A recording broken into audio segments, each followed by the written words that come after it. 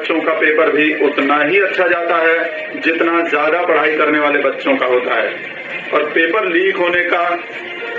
दूसरा फायदा ये होता है कि उससे बच्चों को सिलेबस अच्छी तरह याद हो जाता है, क्योंकि वे बच्चे जब दोबारा एग्जाम देते हैं तो उन्हें एक ही टॉपिक को और एक ही सिलेबस को दो बार, तीन बार पढ़ना पड़ता है। और पेपर लीक होने का सबसे बड़ा फायदा ये होता है कि उससे हमें ये पता चल जाता है कि हमारे देश का शिक्षा मंत्री कौन है, क्योंकि पेपर लीक होने पर या एग्जाम रद्द होने पर शिक्षा मंत्री को ही आकर सफाई देनी पड़ती है कि पेपर क्यों लीक हुआ। नहीं तो आप लोग ये जानते ही हैं कि परीक्षा पे चर्चा करने से लेकर स्कूल, कॉलेज और यूनिवर्सिटी के उद्घाटन तक सारा काम प्रधानमंत्री नरेंद्र मोदी ही करते हैं, और हमें ये पता ही नहीं चल पाता कि हमारे देश का शिक्षा मंत्री कौन है। तो पेपर लीक होने का सबसे बड़ा फायदा यही है कि इससे हमें शिक्षा मंत्री का नाम पता चल जाता है। और पेपर लीक होने का अगला फायदा ये होता है कि उससे सरकार को बहुत सारे पैसों की बचत होती है, क्योंकि पेपर लीक होने और एग्जाम रद्द होने की वजह से युवाओं को नौकरी देने में देरी होती है। यानी जो नौकरी सरकार को आज देनी पड़ती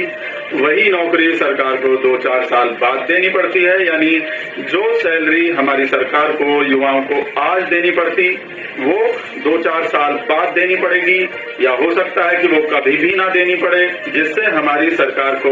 अरबों खरबों रुपयों का फायदा होता है। और वो सारा पैसा रोड शो और विधायक खरीदने जैसे जरूरी कामों पर खर्च होता है। और पेपर लीक होने की वजह से उद्योग धंधों को भी बहुत ज्यादा फायदा होता है, क्योंकि जब हर साल पेपर लीक होता है तो करोड़ों युवा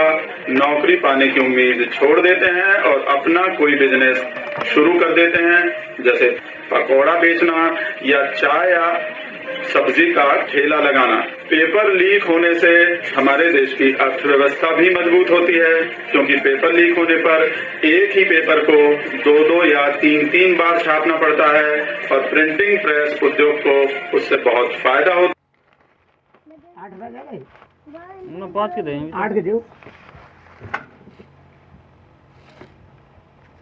बहुत दिन के लिए जो छुट्टियां आए सरकार तो खिलाफ हुई सरकार उनके हर मना